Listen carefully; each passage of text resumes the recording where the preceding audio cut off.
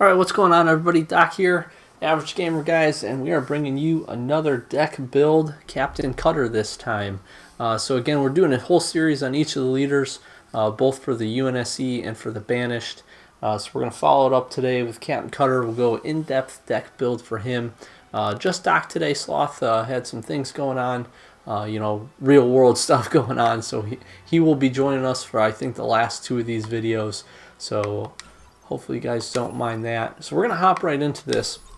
Again, we're going to try and shorten these up just a little bit while still giving you an in-depth look at each deck, what has been working for us in this beta, and hopefully, obviously depending on what goes on once the final game releases and some of the, card balances are made. A lot of these decks hopefully will kind of remain the same, specifically for the fact I've started to get some really good cards. I'm pretty close to actually having most of the cards unlocked. I think I'm only missing maybe one common, two uncommons, I think one or two rares, and then I'm still missing each of the three Spartans, which is why you don't see it in this build, but I'll talk that here in a second. This deck should be pretty accessible to most people. I do have the Reactive Cyclops and the Stealth Kodiak. We'll get to them in a second, but they are rare, and I know you don't start with those from the beginning. The majority of these other cards, uncommon rarity or below, you shouldn't have too much trouble getting once you crack a few packs, level up a little bit, do those daily challenges. But let's jump right into this. So real quick, we'll take a look at the deck stats. Running 11 units and 1 powers in this deck. That won't change for me, to be honest, because of how Cutter's powers line up. There's really, to me, only one that's worthwhile, and we'll hit that in a second. Starting army, he really doesn't have a good option. I like the 3 Warthogs. Of all of the starting armies, his is the only one that doesn't come with some type of uncommon unit that has a power. Literally every other leader comes with some type of starting army that has at least one unit inside of it that has some type of special ability, whether it be guard, detect, cloak, something. His is the only one that does not. His other army is a Nightingale with 2 squads of Marines. Now his Marines are really good, and the Nightingale is awesome. It does have that detectability. However, that whole unit setup, they're pretty, I'm going to be honest, they're pretty bad. They can't really take down a whole lot unless you come up against, I guess, the reverse on his side. It's a fair fight. The reason I pick specifically the 3 Warthogs here is for the fact of you can split 2 of these off. You can use 2 to go grab a point, and then 1 is a perfect unit to move right at the very beginning to the first energy drop. You're grabbing it quick, and then you're moving that unit either to that point to reinforce a little bit, or honestly, if you're working a 3v3 game or you're working with a good teammate in 2v2s, you can split these 3 Warthogs across the map and cover 3 energy points right from the beginning. And that is huge, to be really honest with you. Again, those of you who have watched the other videos for the other leaders know that I'm a big proponent, or seen some of our other videos about strategy for this game, know that energy collection is huge. I would almost argue it's more important than actually getting the points and locking them down. If you can get a huge energy buff at the very beginning of the game, and you're kind of starving your opponent for energy, mid to late game you are absolutely going to demolish 100%. So just keep that in the back of your mind. That's kind of how we're focusing all of these deck builds. Again, we'll have all those videos linked, so check those out in the Halo Wars 2 playlist. We also have some good 1v1, 2v2, 3v3 tips. So if you're jumping into the game or you're kind of struggling with one of those areas, check our video out. Maybe we'll throw you something that you can use and hopefully improve your game and start getting those wins if you're having trouble finding them. Besides that, I won't stick too much else on the deck stats. We have a nice even curve. Good unit counters across, pretty even, and again, average level. I have been picking up some cards, so it's nice to see some stuff get leveled up here. Again, as we jump into this is the deck as I have set. Really a pretty even low to mid cost for the first 6 cards, nothing above 80. Again, you can make some onesie twosie swaps in for these if you don't have some of this stuff, but if you have most of the library unlocked, absolutely I recommend this be the build that you run. You're going to need that Wolverine, again, for the air. We've said this in a few of the other deck builds, but you almost are forced to bring these units in because a lot of units really either can't hit air or aren't very good against them, which is totally okay because the Wolverines are a good unit. And for the Banished side, the Reavers are also a good unit, specifically when it comes to air. One important thing to note, these things do have Detect, so they're going to pick up those units that are cloaked. So another real good reason to bring this unit in. Quick 40 energy, great balance for any small group of units that you're going to put together. You know, you put a tank, you put a Wolverine, you put an air unit together, you move that team in. They're going to stand a pretty good chance of taking out whatever you come up against. Nightingale, I don't need to spend too much time on this one, but I will highlight again, the detectability, the supportability, the capability to heal units is awesome. And then again, the detectability to see cloaked enemies, also huge. The Y ability, the defensive smoke, I found to be okay. Not nearly as good as the engineer on the Banished side, but still decent if you're kind of facing a force and you need a little bit of time for your units to gather. Or say you dropped a few units at your base, somebody comes to attack your point, you got a Nightingale over those. You can drop the defensive smoke. That'll buy you a little bit of time for your units to move from your base up to your units that are cloaked. By the time they get there, that cloak will be off, and you'll be hitting the guys attacking you. So a great way to set up for that. This unit, again, comparing it to the engineer on the opposite side, the only drawback for this doesn't heal air units, so just keep that in mind. Great unit to heal the rest of your units, anything on the ground, any other vehicles, but won't touch your air units. So just keep that in mind when you're looking at this. Reactive Cyclops, now this is put in over the regular Cyclops. If you don't have reactive, feel free to drop that regular one in. Again, you need this unit in my opinion because of how good it is at taking down vehicles. Reflect, it's shooting some of that damage back, is actually just going to keep this unit in the battle longer and help deal more damage, not only to those vehicles, but it is a little bit, it does struggle against infantry units, so having that reflectability back is going to just help deal some of that damage and probably end up taking out most of those units that they come up against, specifically those infantry that have a decent capability to take this down. If you've watched any other video, you know what I'm going to say about this. Warthog, you need a quick, fast unit that can get in and grab your energy. This is exactly what it is. Really good against infantry, so good balance with that and the Cyclops. And then decent against everything else, or at least neutral. And the ram ability, don't be afraid to use it. Ram ability is really good against infantry or even against other vehicles. They kind of speed in there. They'll slam right into them, and it does deal a pretty good amount of damage. I think a lot of people kind of forget that. So just remember they do have that capability. So Vanguard Wolverine, again, because of how good the Wolverine is and how proficient it is against air, and specifically you'll see pretty much everybody using a UNSC leader brings in a Vulture. This is a great unit to be able to drop in once they drop that in, because it's absolutely going to help tear it apart. Now, unlike the picture shows, you don't get two, you just get the one. However, having Rush and Detect, this thing drops in and is ready to fight immediately when you bring it in. So definitely worth the extra 30 energy over the regular one, and definitely worth inclusion in this deck to really help balance you out.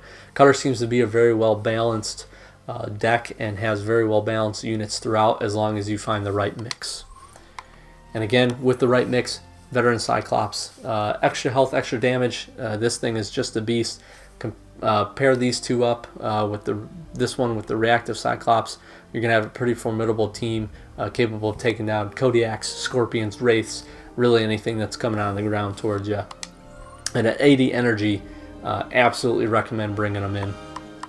So as we kind of hop over here, again, if you've seen any other videos, you know that me and Sloth are huge on siege units.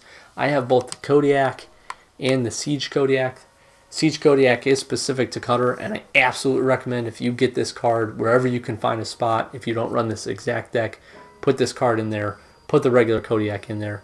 The fact that this thing has Cloak and then can still set up in a siege mode, a lot of people have started to catch on, dropping these things in between B and C or above A to kind of get those long range fires. This is something you can kind of tuck off to the side or kind of in the middle of the map, that if they don't have a detect unit, they're just going to get rained on by this and honestly not know where it's coming from, especially when you don't have a unit over this thing, or the enemy doesn't have a unit over this thing.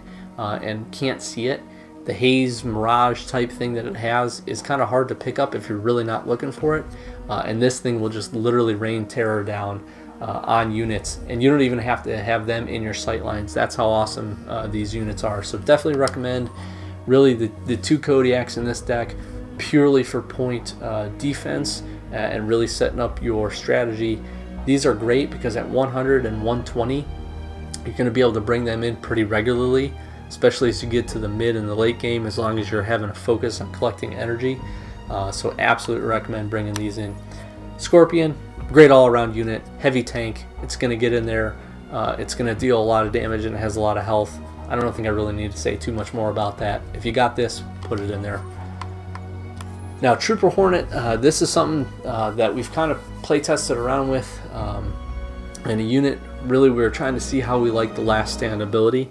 Last Stand ended up being pretty good. If you're not familiar, Last Stand, as soon as this unit dies, it drops infantry units. The infantry units that come out of this are actually pretty decent, and a lot of people don't see that coming. So if you've got the Trooper Hornet sitting up over defensive of a point, they bring an army in. Maybe it's a smaller army. Trooper Hornet is going to be able to do some good damage.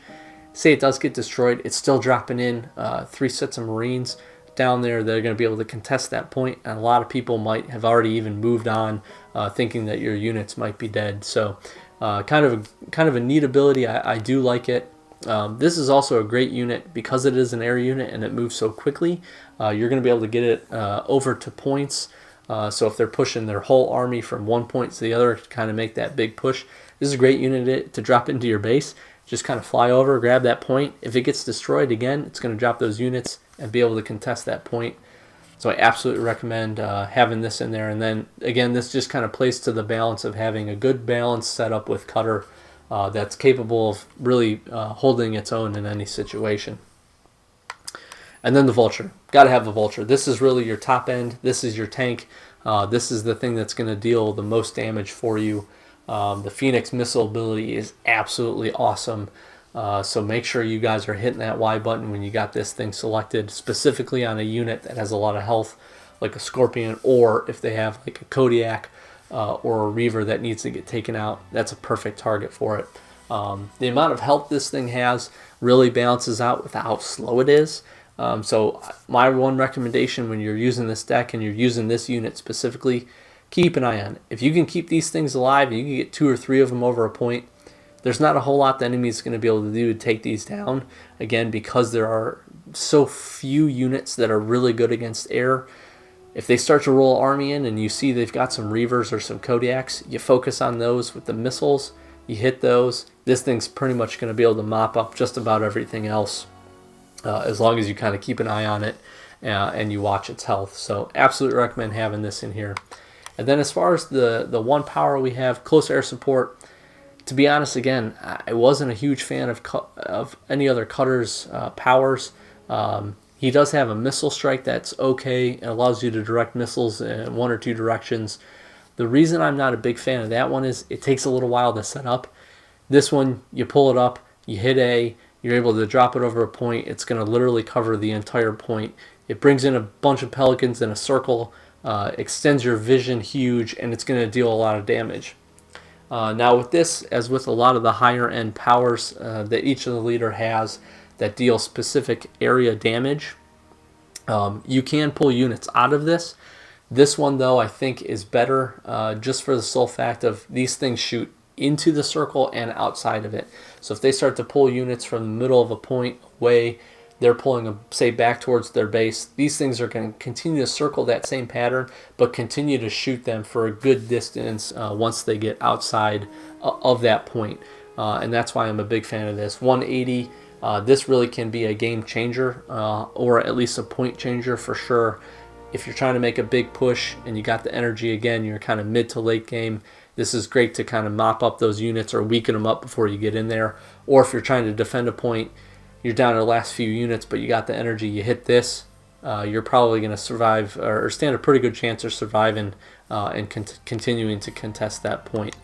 Now the one card I don't have in here that I absolutely 100% recommend, and I'm a little salty at Sloth because he has all of them and I don't have any of them, is the Spartan. So for Cutter, he gets Jerome at 220 energy. I'm actually going to hop over real quick to the deck library and show you that card. But one thing I want to highlight here, you're absolutely throwing it in. That is your top end hero unit. The capability to jack vehicles, the shield that it has, the high health and the high damage it does. Absolutely recommend. If you got it, always put it in whatever deck build you have. If it was me, what I would end up probably taking out, to be honest, I would probably end up taking out the Vanguard Wolverine. The only reason for that being Russian Detect is awesome, but with a little bit higher curve that you'll have for the 220, you're going to have the standard Wolverine that's going to still be able to take care of the job for you. So that, I think, is probably the one unit I would end up taking out. You'll still have a very good balance because you got Trooper Hornet, Vulture, Warthog, and the Wolverine, all capable of shooting air, as well as the Scorpion, although it's not super great against it. And then you'll still have your reactive Cyclops for your vehicle units on the ground. So still a good balance there. So that would be the card I would take out. Real quick, I do want to hop into the deck just to highlight one or two other things that we kind of left out. Again, Archer Missiles was the other spell, or the other power I was talking about. If you have it or you don't have one of the units I listed and you're thinking about something to drop in, this really isn't bad. At 100 energy, it does deal some good damage. Again, I'm just not a big fan of the setup of how long it takes. Specifically with this game, as people learn it and people learn how to move units quickly and efficiently, the couple of seconds that it takes you to set this power up could leave you without a little bit of opportunity, because by that point they might have moved some of their units. So just kind of keep that in mind. The rest of his powers, like double time, the Condor Strike, is too heavy. I'm not a big fan of. If you're a personal fan of the Trooper Warthog and you want to use it over the Hornet, by all means do. Again, especially if you have those two Kodiaks in, because they'll be able, or Wolverines, I keep saying Kodiaks. If you have those two Wolverines, they'll still be able to take the air out for you. If you don't have the Trooper Hornet or the Trooper Warthog and you're looking for something else to put in there, a standard Hornet is a great drop in as well. Besides that, to be honest, I'm not a huge fan of the rest of the units that we have here. Marines, Hellbringers, Extractor Marines, and the Sniper. They all seem a little too squishy for me, not a huge ton of health, and not capable of really dealing a whole lot of damage. So for that longer game, while these are great choices to kind of go and grab energy for you, I think your Cyclops can do that and your Warthog can do that, and you start with 3 Warthogs, so in this specific build you should be fine anyways. So that's kind of how we set it up. I'm just going to go over to the card library real quick just to show you Jerome. That way everybody can kind of see what it's looking like and get familiar with how these guys set up. Again, he comes with the Spartan laser, got that shield, got that rush ability, which is actually really good, so you can drop him in. And the capability to jack vehicles is super awesome, and he can take any unit, so just keep that in mind. Unlike from Halo Wars 1, those of you that played it, you couldn't jack vultures. You can definitely jack vultures in this. So if there's an enemy that's rolling on you with a pretty big army and he's got like a lockdown Scorpion, an Ironclad Wraith, or a Vulture, drop Jerome in there, have him hit that Spartan Slam, grab that huge unit, and then just turn the tide of battle right there for you. I hope you guys enjoyed. Tried to make it a pretty quick Captain Cutter deck build video. Again, this is how we've been running it and having some pretty good success. So we hope you enjoyed. If you have any other tips or anything you think we might have screwed up on, please let us know in the comments down below. We're always looking for constructive criticism back. If you did enjoy the video, hit a like. That really helps us out. And subscribe for us too, because that helps us kind of know that you're liking the content that we're bringing out. Halo Wars 2 is running on Xbox. The beta runs through the 30th. And then I think the 21st of February is when the full game releases. So this is a great opportunity to hop into it if you haven't had a chance to play it.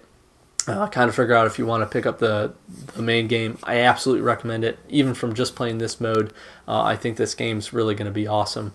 So yeah, comment, like, subscribe. We really do appreciate it. I've been Doc with Average Gamer Guys, and we'll check you guys next time. Thanks for watching.